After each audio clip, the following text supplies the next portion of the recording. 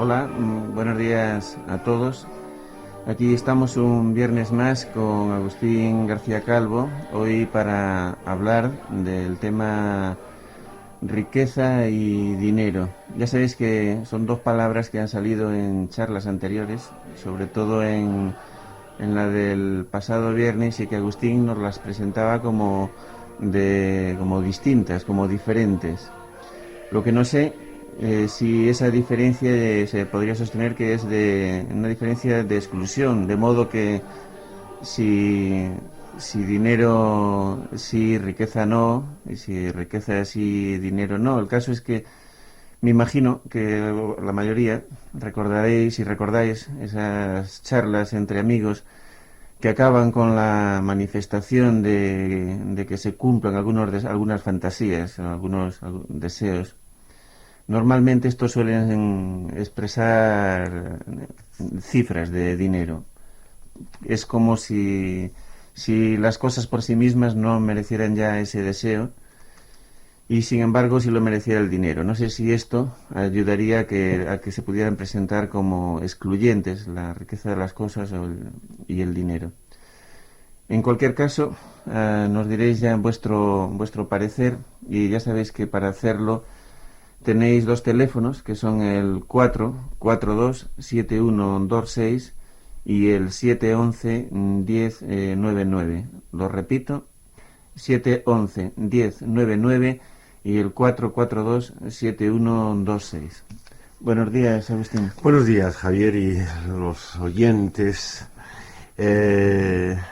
Sí, como has recordado muy bien tú mismo, este tema ha salido algunas veces más y especialmente el último día, cuando intentábamos hablar acerca de tercer mundo y al paso alguno de los oyentes planteó de una manera bastante directa la cuestión de la riqueza. Parece efectivamente que esas cosas a las que se llama tercer mundo se consideran como los países pobres. Se supone, por tanto, por antítesis, que estos otros que son primer mundo o segundo mundo son países ricos o relativamente ricos, y la cosa desde el plano público se traslada también al privado.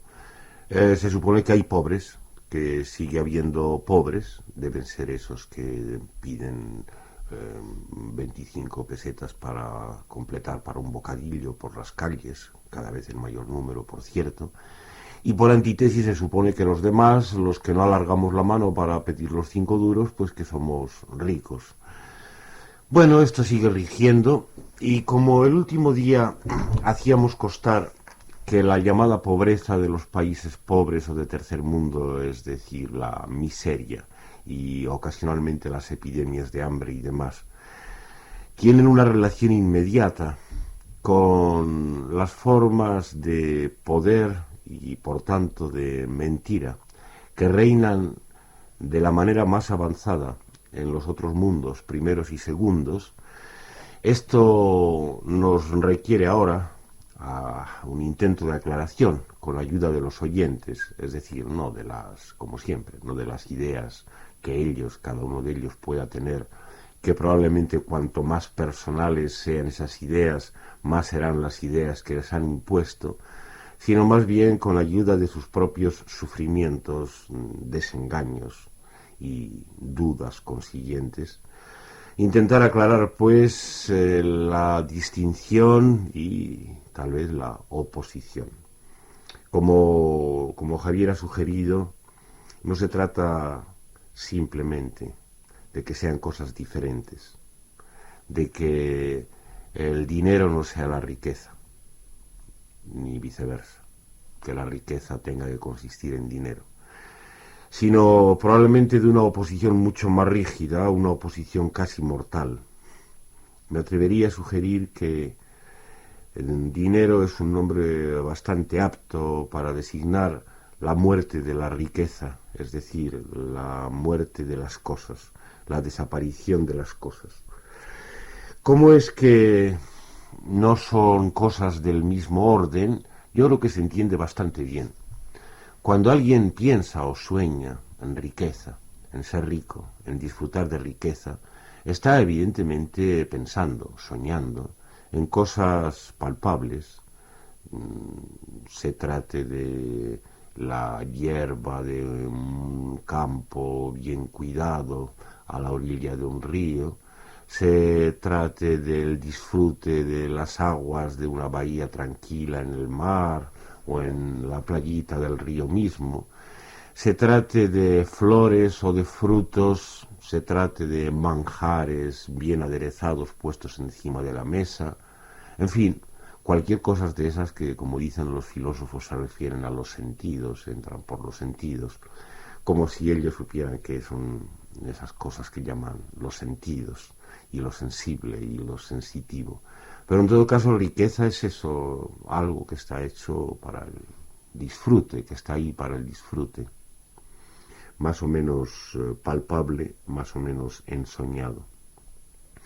Por el contrario, es evidente que dinero es una abstracción, es el nombre por excelencia de las abstracciones, de los ideales, es un ente ideal. Esto se demuestra en esta característica que también Javier ha rozado, de que aparece siempre en forma de cifras, en forma de números. Porque en efecto la prueba más evidente de los entes abstractos o ideales es que están rigurosamente sujetos al cómputo numérico, y más aún que el cómputo numérico es lo que les constituye como tales entes bien definidos, como tales entes abstractos. Solamente cuando las cosas han quedado reducidas a ideas de la cosa, cuando en lugar de tener ovejas más o menos diferentes, más o menos despeluzadas, una que otra más o menos gorda y más o menos flaca, todas se convierten en casos de la idea ovejas, solo entonces se las puede debidamente contar, porque mientras sean algo diferentes y llenas de rasgos palpables, sensibles, todo esto estorba para el cómputo. Como de niño nos enseñaron en la escuela, peras con manzanas no se suman, y naturalmente pues ovejas que se empeñen en ser diferentes tampoco podrían sumarse, ni rosas ni ninguna otra cosa. En cambio, las unidades monetarias, esas son las que están hechas para contarse, y no solo hechas para contarse, sino constituidas por su número. En fin, ¿para qué voy a insistir? Está clara la condición abstracta, ideal, de esto a lo que se llama dinero.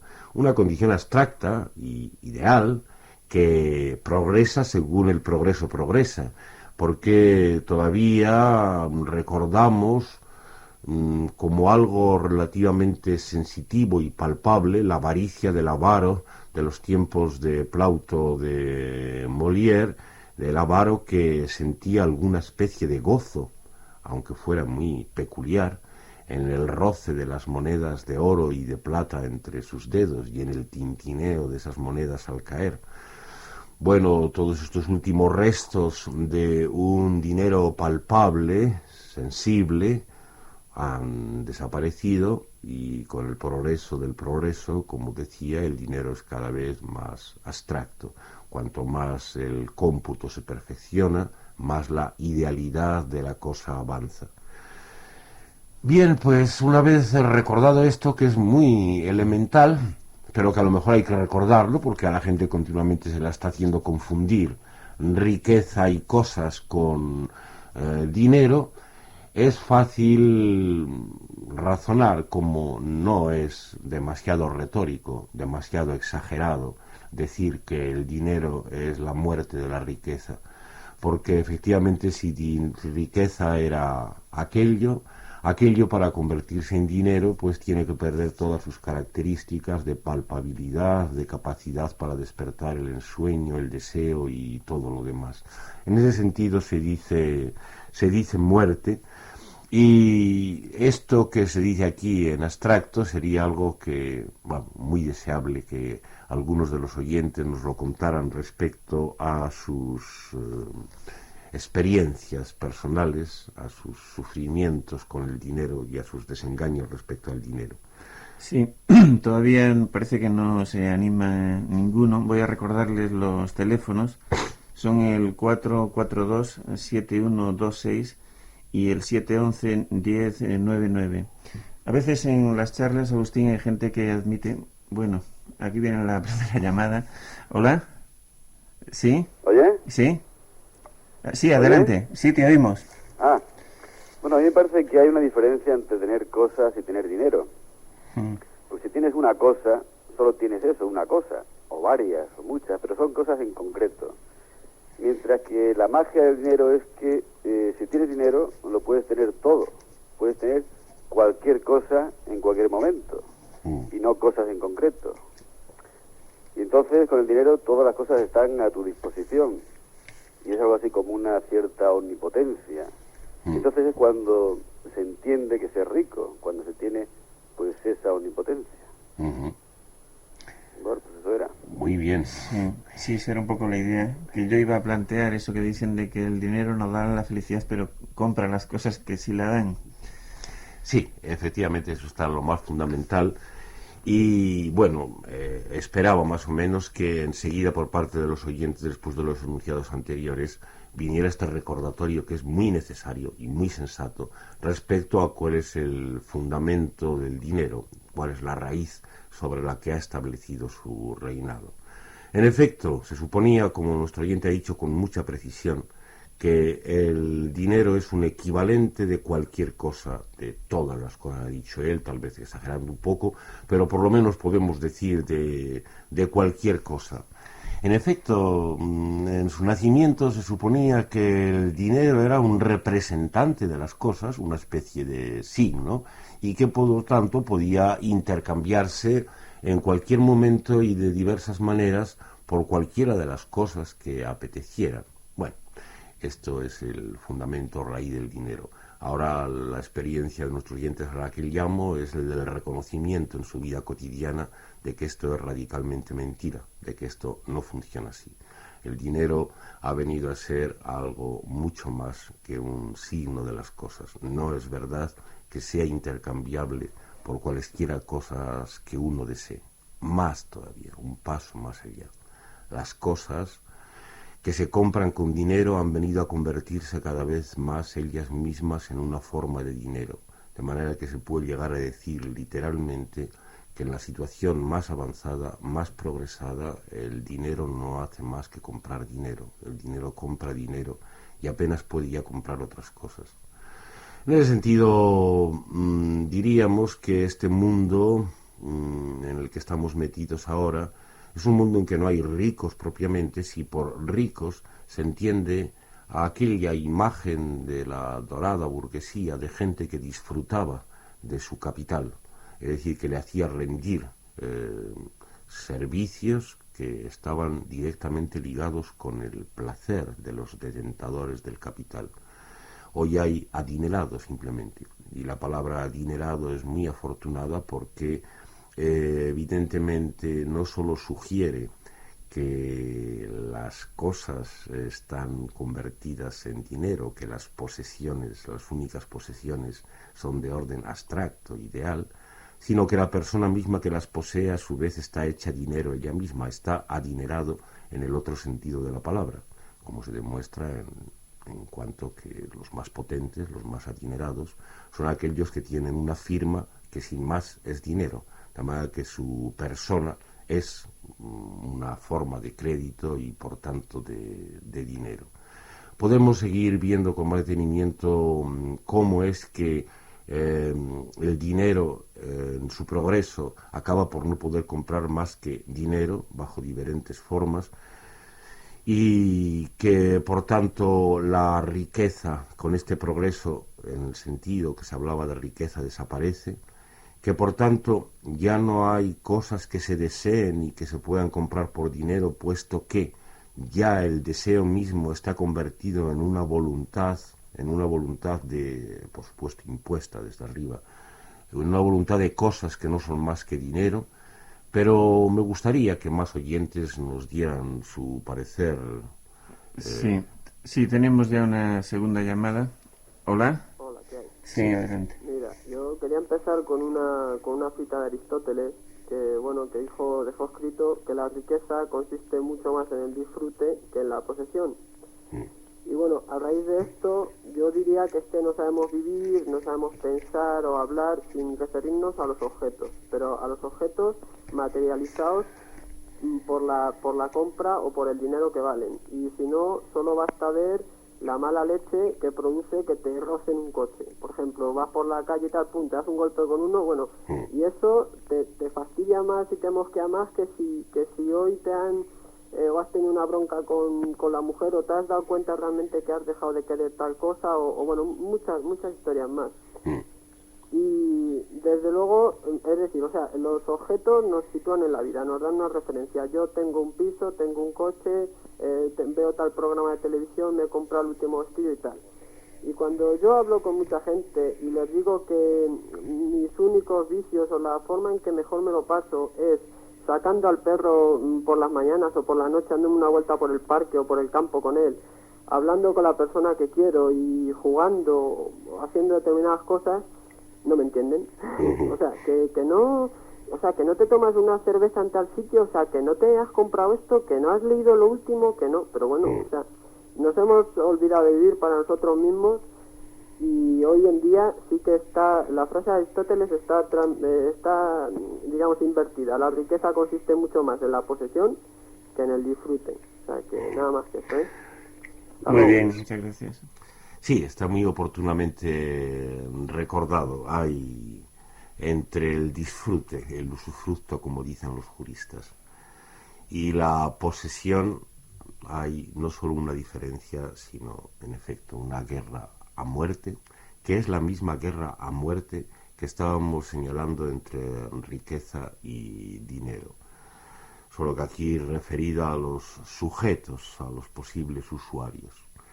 En efecto, cuando alguien lo que quiere es hacer suya la cosa, parece, de primeras, como le pasa al dinero mismo, que ahí simplemente lo que está es deseando poder disfrutarla y que se la hace de uno, se la apropia uno, que llega a su posesión para tener el disfrute.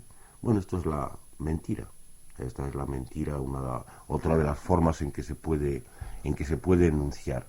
Por el contrario, la voluntad de poseer mata al deseo y a la capacidad del disfrute. Esto habría que decirlo de 1000 maneras distintas, porque como es una de las mentiras reinantes que más importan, no se cansaría uno de encontrar formulaciones para volverla del revés. La voluntad, no deseo, la voluntad, la decisión, el empeño, la obsesión en poseer, en hacerse dueño en apropiarse la cosa, lejos de ser un camino para llegar a disfrutar de ella, es un impedimento. Hace que muera bajo esa voluntad de posesión el posible deseo de disfrute ocasional o de alguna vez. Se quiere tener para siempre, hacerlo de uno. Como uno es un ente abstracto, en cuanto persona real, uno mismo no es nada que esté pasando cada día, que cambie, que deje de ser el mismo para ser otro, sino que es permanente y para siempre como Dios, pues entonces la decisión de hacer que la cosa venga a alimentar ese ser, al mismo tiempo que mata a la cosa y la convierte en mero dinero, en ente abstracto, al mismo tiempo refuerza la constitución de uno como ser y por tanto cada vez le mata a uno más como otra cosa, como posible disfrutador de no se sabe qué.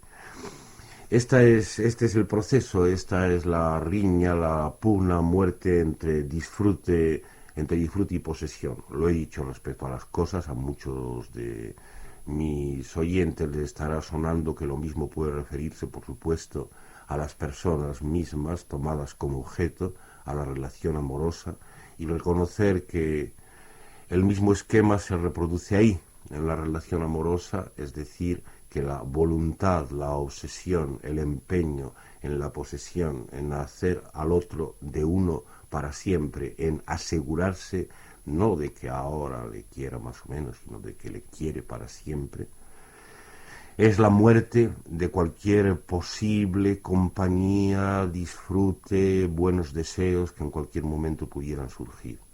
No se libran las personas, en cuanto se hacen entes reales, del mismo destino que les toca a las cosas. Lo que se da en las relaciones comerciales es lo mismo que se reproduce en las relaciones amorosas. Sí, sigamos recogiendo. Voy a recordar que simplemente nuestro último oyente, dentro de lo sensato y emotivo de la experiencia que nos presentaba, habló de que no se tienen las cosas más que materializadas, es decir, convertidas en dinero. Este error es un error muy arraigado y es uno de los centros sobre los que aquí estamos combatiendo. Hay que fijarse cómo la gente dice que es lo material, los intereses materiales, que las cosas se materializan. Y habla de materialismo cuando está queriendo decir dinero, es decir, refiriéndose a lo menos material que hay, a lo más abstracto, a lo más ideal. Este es un error que, por muy extendido, es muy significativo. No quería dejarlo pasar sin notar. Pero sí, ahora digamos a más oyentes. Sí, vamos. ¿Hola? Sí, adelante. Mira, yo quería incidir sobre un aspecto que, bueno, quizás se salga un poco del tema, pero que está mal, y es que me da la sensación de que nos toman el pelo. Yo me siento con una tomadura de pelo increíble cuando oyes en los periódicos que gente te dice, oh, bueno, es que la empresa tal ha ganado 30.000 millones de pesetas, o sea, ha aumentado un 30% más sus beneficios. O cuando oyes al señor ministro de la cosa que ahora está en no sé qué banco y trabajando para no sé quién, que el tío se está permitiendo el lujo de hacer ciertos chalets y ciertas cosas, ¿no? Y entonces, tú que eres el ciudadanito de a pie, el pringadito, el que te lo ves todo esto desde las revistas, desde la televisión, las series de televisión que te meten el lujo y la exuberancia, ¿no? Y tú dices, bueno, entonces, ¿qué pasa? Que yo soy un inadaptado porque tengo que vivir con lo que me toca, son mis 70, mis 80, mis 50.000 pesetas al mes, y estos señores que 50.000 pesetas se las gastan en una cena. Esto a mí me deja bastante confuso porque no sé realmente dónde emplazarme en el mundo. Simplemente Muy bien. Gracias. A ti. Bueno, está muy oportuna, muy bienvenida este sentimiento de tomadura de pelo que desde acá abajo se puede recibir. Efectivamente es un sentimiento del que debía participar todo el mundo cada día, y mantener esa llaga, ese sentimiento de que le están tomando el pelo, de que le están pegando el cambiazo constantemente, mantenerlo lo más viva posible, porque solo de la sensibilidad de esta herida, del recuerdo constante de que está uno sometido a una continua tomadura de pelo desde arriba a través de los medios de formación de masas y demás, solo de ahí puede nacer algún aliento de rebelión. Sí, efectivamente, una parte de la tomadura de pelo que nuestro oyente ha traído aquí a las ondas consiste en que, por un lado, te siguen haciendo creer que esa paga que recibes, hoy día cualquiera que sea más o menos funcionario, y lo son casi todas las personas decentes, quiero decir, quitando los marginados, cualquiera tiene que cobrarla además a través de un banco, por ejemplo. Te siguen haciendo creer que esa cantidad, que se cifra en unas decenas de miles por mes, se cifra en este momento, durante este año, porque dentro de 2 años se cifrará a lo mejor en cientos de miles, depende de cómo marchen los procesos de inflación y demás de los que el dinero vive, ¿no? Esa cantidad que ahora se cifra por ahí en unas decenas de miles es dinero, y que al mismo tiempo esas noticias respecto a transacciones billonarias de las bancas, de las empresas, etcétera, también son dinero, y que por tanto son cosas del mismo orden. Y nuestro oyente intenta la comparación y dice, bueno, es que mis 70.000 es que pueden consentirse cuando se tienen en cuenta los millones de los que se me habla descaradamente, además, descaradamente porque se sugiere que cuando el Estado y la banca están haciendo esas transacciones y aumentando sus cifras, eso de alguna manera, lejos de ser una explotación de la gente del pueblo, pues no sé, es más que un consuelo, es como si fuera un testimonio de riqueza para el propio pueblo. Cuando se le habla descaradamente de esto, se le está hablando con unas cifras que son de otro orden. Habría que decir, como decían antaño los marxistas clásicos, decían que la diferencia cuantitativa hay un momento en que se convierte en cualitativa. En este caso es rigurosamente así. El engaño consiste en que no son cosas en efecto del mismo orden. Dinero de verdad es naturalmente el dinero más engordo, es decir, el dinero de verdad es el que maneja la banca, la gran empresa, y con ella, naturalmente, de la mano, estrechamente, el Estado, que cada vez es más lo mismo que la banca y que la gran empresa. Y que después lo que a los funcionarios se les reparte, incluso a los altos funcionarios, pero sobre todo a los medios y a los bajos, pues es una especie de trampantojo para hacerles creer que participan en alguna medida de ese verdadero dinero que es el que se maneja en la banca y en la gran empresa. Esto no es así. El dinero de verdad es el de ellos. Y ellos no son unos señores con una panza gorda y con el signo del dólar escrito sobre la panza, como en las caricaturas de los capitalistas de antaño. No son ningunos señores. Son la banca y la empresa directamente, los entes abstractos que son los que tienen que manejar esa forma de dinero suprema y verdadera, ¿no? De manera que lo otro no sirve más que para procurar que también el funcionario, el alto, el medio, el bajo funcionario, de alguna manera se siente implicado en la misma red, crea que sus intereses consisten en lo mismo que los intereses de la banca y de la gran empresa.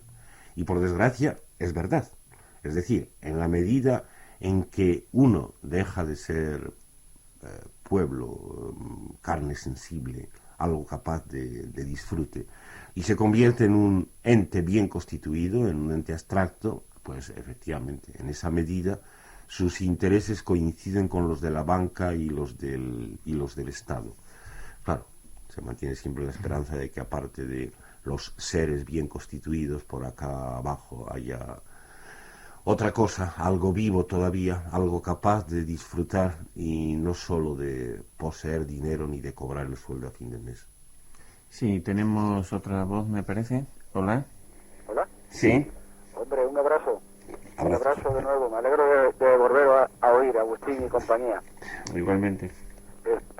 Mira, Agustín, que resulta de que yo me estoy acordando ahora mismo, y siempre lo tengo en mente, es un sueño, ¿sabes?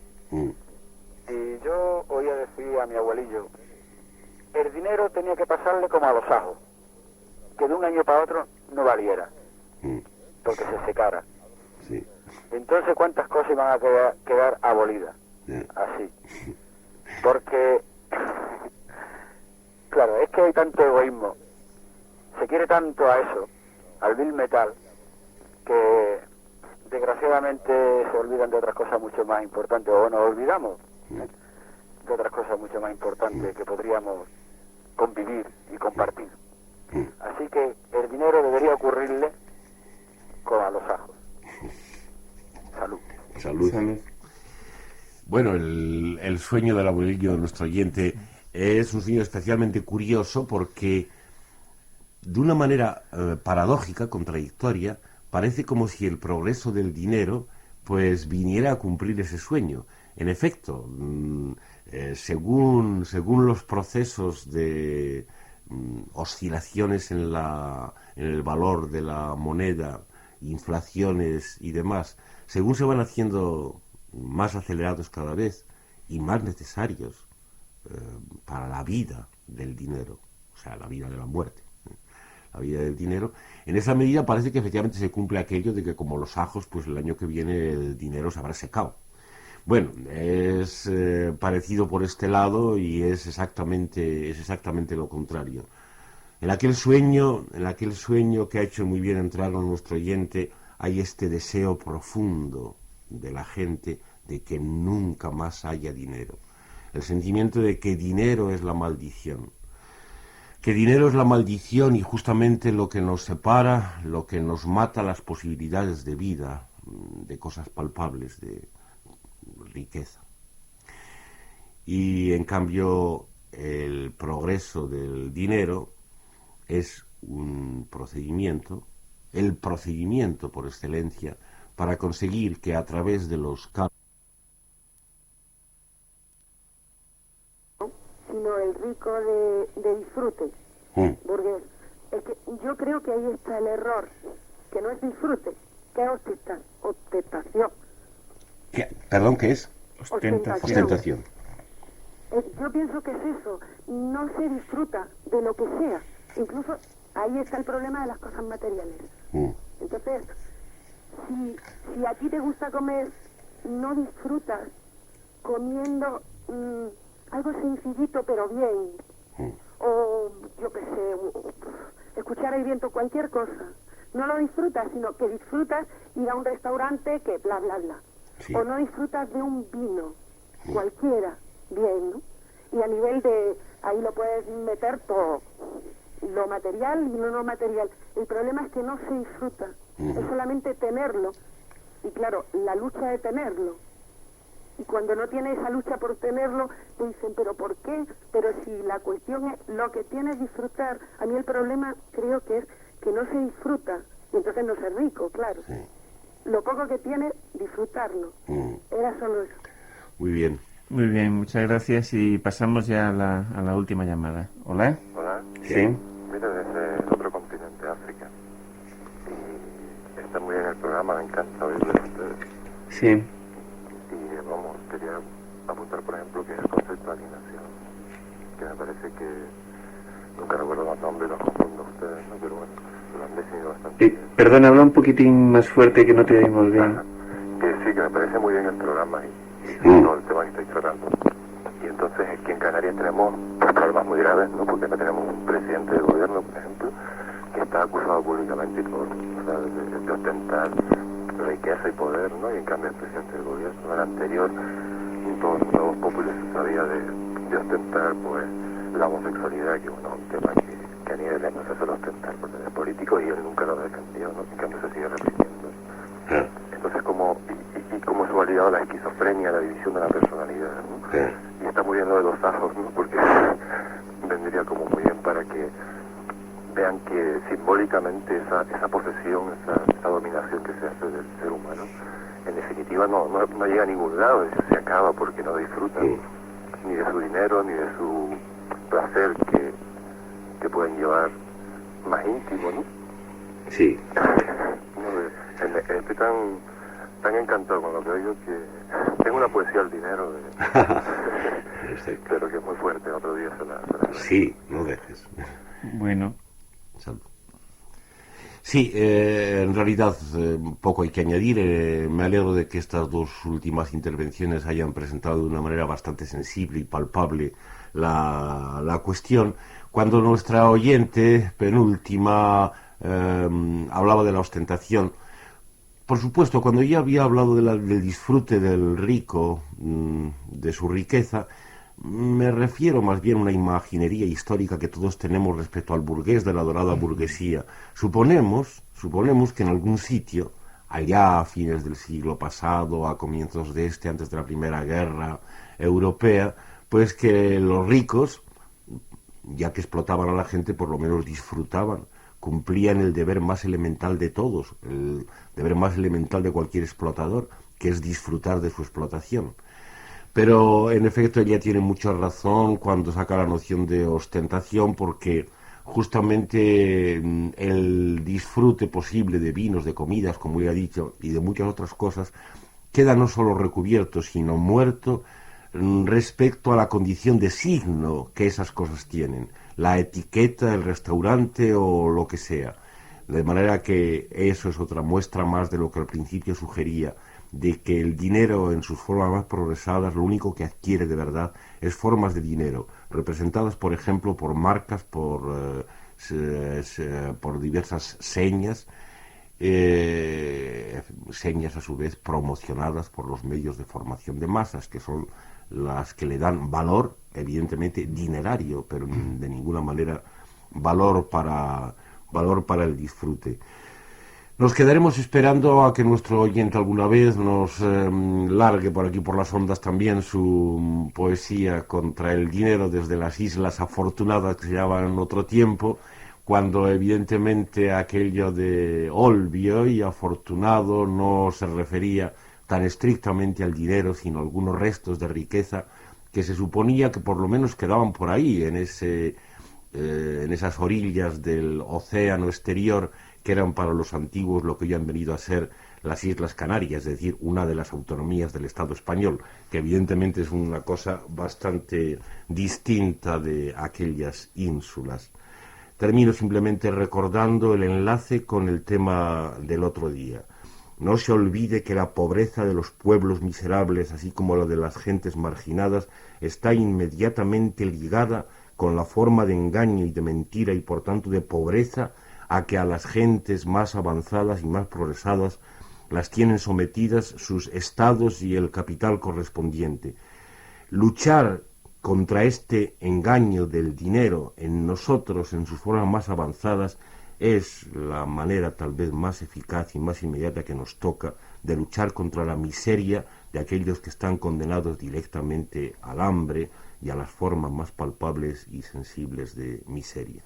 Bueno, pues nos despedimos hasta el próximo viernes, en el que hablaremos de la imaginación del universo y el átomo, ¿no, Agustín? Algo de eso, sí. Bueno, pues hasta entonces, si no hay novedad, salud.